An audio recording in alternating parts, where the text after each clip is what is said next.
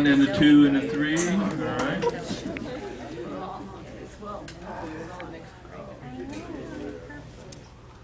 Hi, Charles.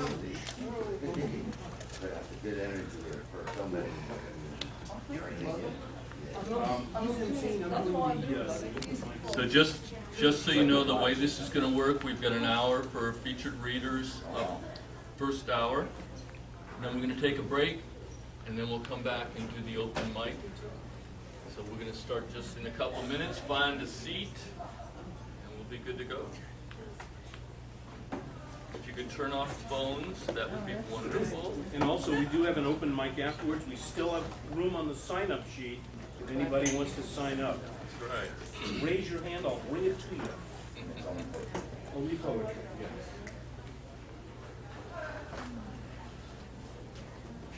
All right. Young lady, would you like to read?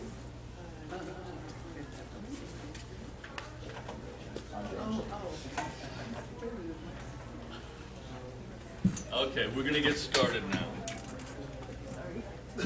Welcome, welcome, welcome. I'm Charles Castle. Welcome to Burning Down the Barns at Barnes & Noble. Co-sponsored by Eugene Poetry Foundation and the Barnes & Noble Bookstore. My friend Stephen Blue and I co-host this monthly event, second Sunday of every month. And Stephen's not here today because you may be aware that one of Oregon's poets, Ralph Salisbury, died a few months ago, and there's a memorial for him today. So Stephen is attending that, and he'll be back next month.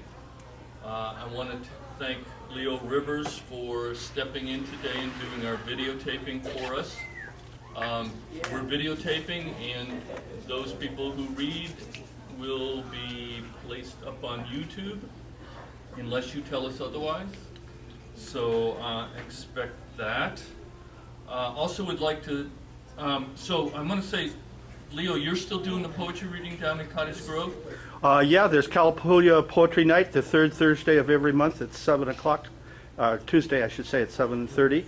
And I do a poetry platform show, 10 o'clock, CTV 29, every week. Axe and Fiddle? That and live readings that other people invite me to. Oh, very good. Okay. Well, thank you for coming. I appreciate it. Also want to thank Barnes & Nobles for giving us this space. They've been really welcoming. And you know what I didn't see is our poster. Would you see if it should be at the front door? We should bring it back. Ben's not here today, so we'll want to take a picture with that. So they're really good about promoting. They put us up on Facebook. They make a poster for us, and they give us this space. So it's been really good.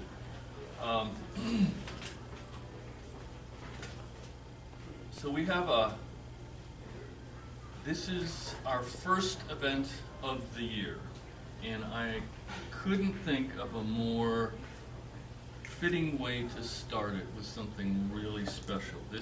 We have two local poets tonight who I've been looking forward to feature for some time.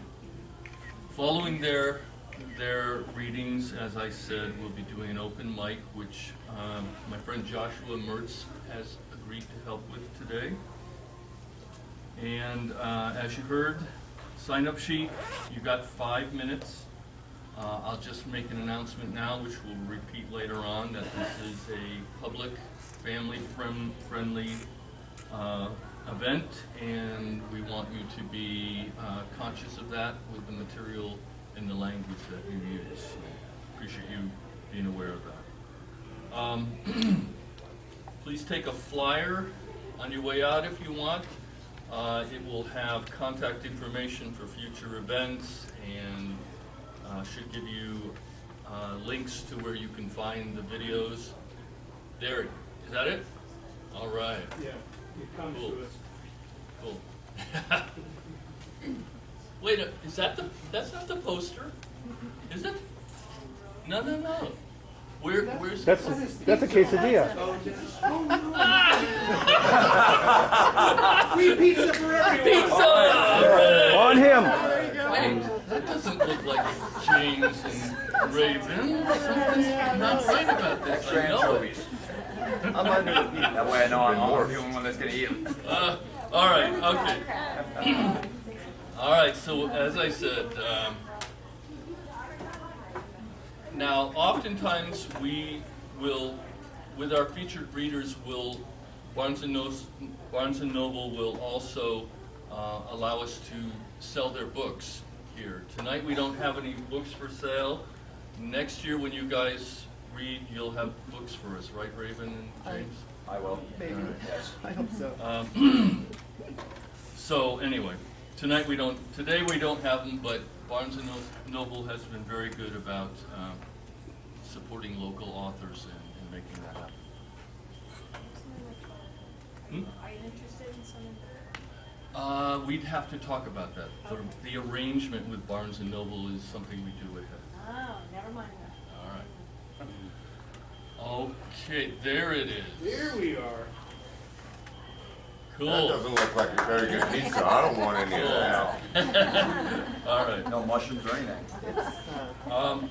All right, well, let me go ahead One guy there. and introduce our first reader, who is in a class all his own.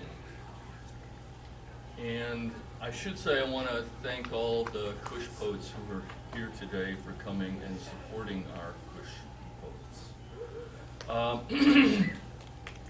I'm not going to try to describe his work. I will leave that to James. I would say that to say he practices a dark art would be as close as I would venture. All right. Interested already.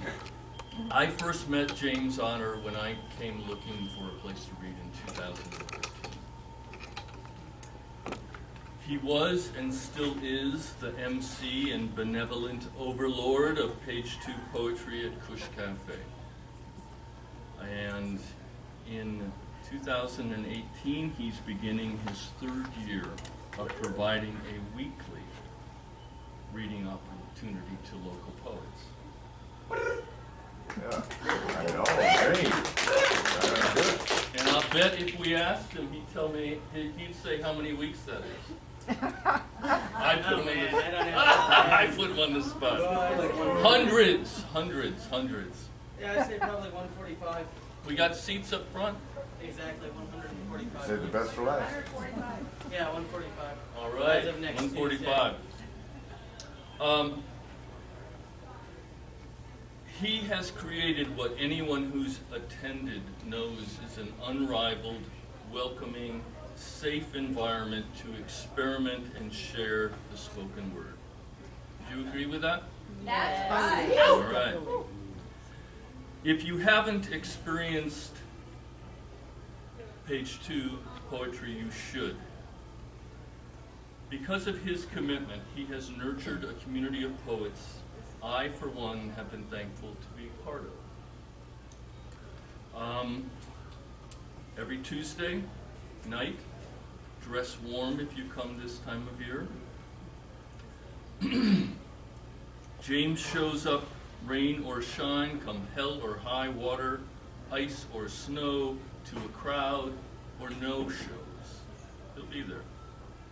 Someone said showing up is 9/10 of success. James is a successful man. He is a man of many words, and he's going to share them with us now. Please welcome my friend, James Otter.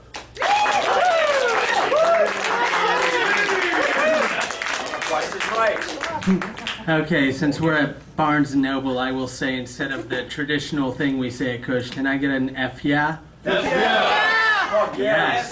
Oh, sorry. All right, I'm gonna get right into it because this is a lot. Who am I? How did I get here? Where am I going?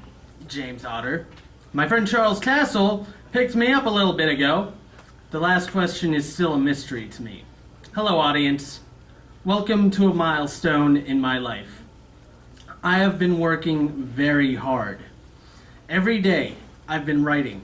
First thing in the morning and all throughout, I'm working on something. Every Tuesday, For the last 3 years, I've been hosting a poetry night at Kush Cafe, known as Page 2 Poetry. We're as underground as it gets.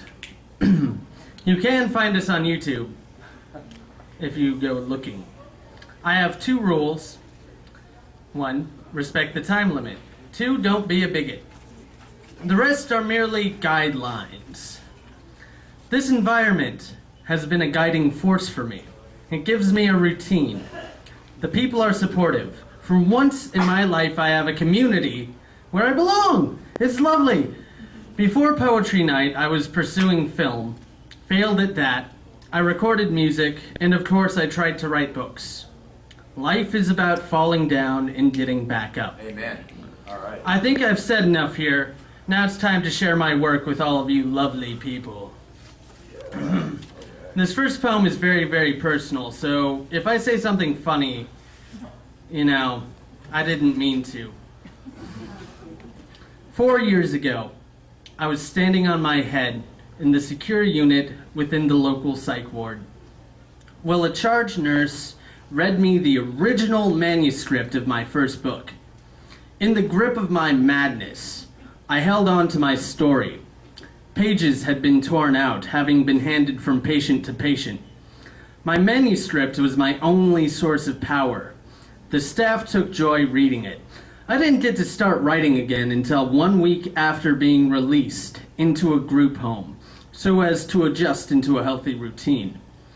During this dismal period, I knew what I wanted.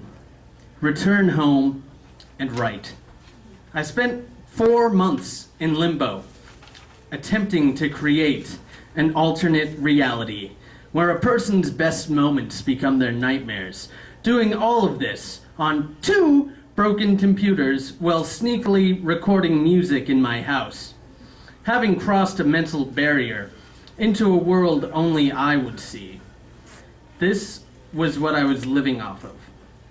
My personal space reduced to 10 by 10 feet in a house full of psychotic lost souls with beautiful auras. In a situation as this one, the choice to give up no longer is in the forefront of my strained neural cortex. When I returned home for the first time, I was an outlaw of sorts, my entry keys hidden in my pockets at all times. When one computer failed and work was lost, I tightened my toolbox and worked from the haunted office that was my fenced-off apartment. Keeping secrets is my greatest necessity. Witnessing the world from the point of view of someone who trimmed the fat with a pair of wire cutters. A maniac with an invisibility cloak. This was me back then. Crying to become well again, ignoring the voices that echoed throughout the pipes, gripping onto what is physically felt, perverting the normalcy of everyday life into a hell world of symbolic monsters. All of this, the result of a New Year's Eve with my reincarnated personal demons. I have plenty of creative friends. At the time, I knew none like myself. My friends played music. They painted pictures. They made movies. Very few of them were writers. Writers.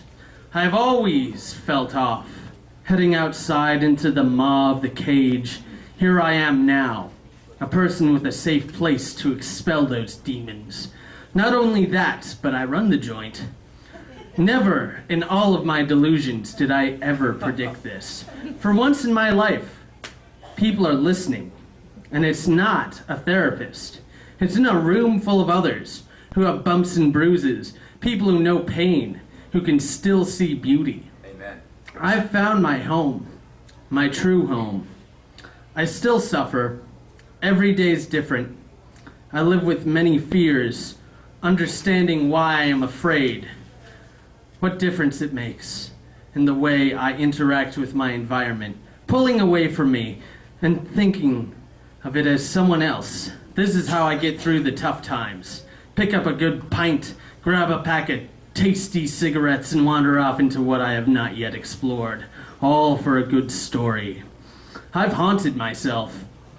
It's the greatest blessing. This life I'm living is not going to stop throwing creepy things my direction, and I won't stop searching for more material, more worlds to curse. I've never been more inspired in my life. Will I make it to the end? Will I make it in the end? If I can pull the dream out of my head and put it on paper, that's good enough for me. All right.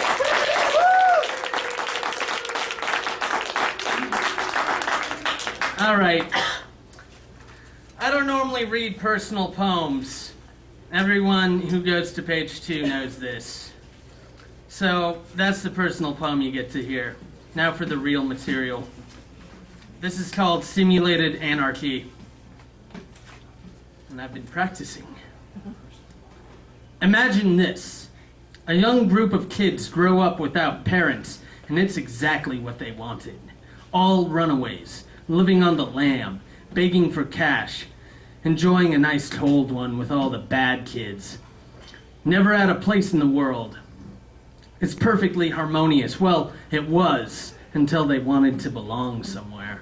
So, these 3 kids, they got bubblegum and baseball caps, ripped up jeans, stained white t-shirts and Bowie knives. They hunt drunken couples for dinner. And the whole world is like this. No lawmen to make things rough. A small town with a movie theater, drugstore, bar, the typical Midwestern Gothica. So these kids, they grow up homeless. They haven't bathed in years, smell just like nature, you know. Then one day they get invited. A fellow rough around the edges, so to speak, with the appeal of a charming viper, introduces the gang of orphans to his girly pal. They have bottle-cap promise rings. This couple hold each other close. Anarchy A's on the neck of the man. Babylon has crumbled t-shirts. Black and teal love stains. Worn down, factory dirty. Undone, zippered, grimy goodness. The sickening kind of couple. They just can't stop kissing. Spider lines of spittle, always near their pierced lips. This couple wants to have kids. The man has a low sperm count. His fish can barely swim, always needing air, craving the escape. This gal with hair as pink as T-ball chew, eyelashes black as blind vision. Her fertility drugs give her this power. She holds a pulsing force in between her legs. The flare of writhing serpents. It twinkles in the sun, embarrassingly oil spill, pollution's rainbow. Barely covered by army camo short skirt and high tops boot charisma. This guy has Sunday blues hair, spiked like liberty. It bounces in the wind. His eyes are glazed, a stilt walker's confidence. With a pigeon's shame, an observation, boarded windows and bricked up paths, isolated fire ladders, a runoff of multiple unknown substances. The rats are big in this place, unafraid of what will happen next. The couple, belligerently free, enlightened to the new way. The apathetic, careless anti-patriotism.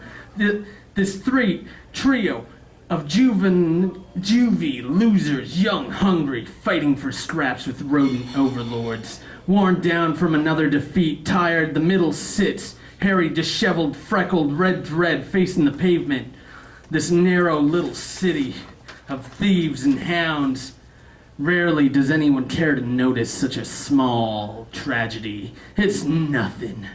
Nothing's everything. The kids are too sleepy to fight anymore. They have worse things to do at a later time.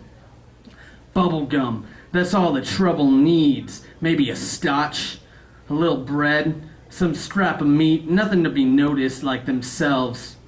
Cobras are attracted to rats of all shapes and sizes.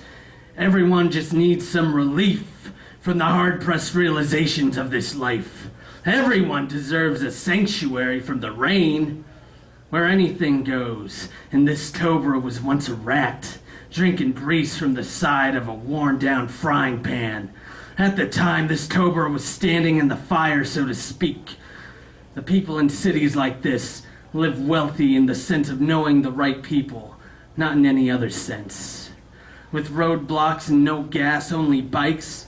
In paradise, all the world is green and free. It rains, and blessed vagrants get to see it happen from the warmth and comforts of a real home without regulations. Anything goes. The three blind mice deserve a bit of joy from the block. 2. What brings with it sunshine? A mighty hurricane. The thunderous roars of nature erupt every few hours. Geysers of steam introduce themselves to the lucky tourists who survive the first eruption. People take influence from nature. It's why we still fight one another. It's in our blood. Destiny is another question. The lonesome couple, pheromones tainting the air, permeate pity, the lost ones. Kindred spirits of Tom Sawyer, Huck Finn, and old PSAs about starving. The drunk lovers stop, concern in his glazed brow, with nothing but kindness in words, no sinister intentions. His gal pal says, "We used to be just like them." His partner speaks next. Her partner, sorry. His slur in his words. Yeah, so? Stitches rip all too easily when legs are crossed. In the background, a laugh, a gasp, and a giggle. Without speaking, an entire moment of pure embarrassment has occurred. Every imp deserves a change of scenery. Every snake should have a good time. Temptation holds the handle. Too young to sleep so late.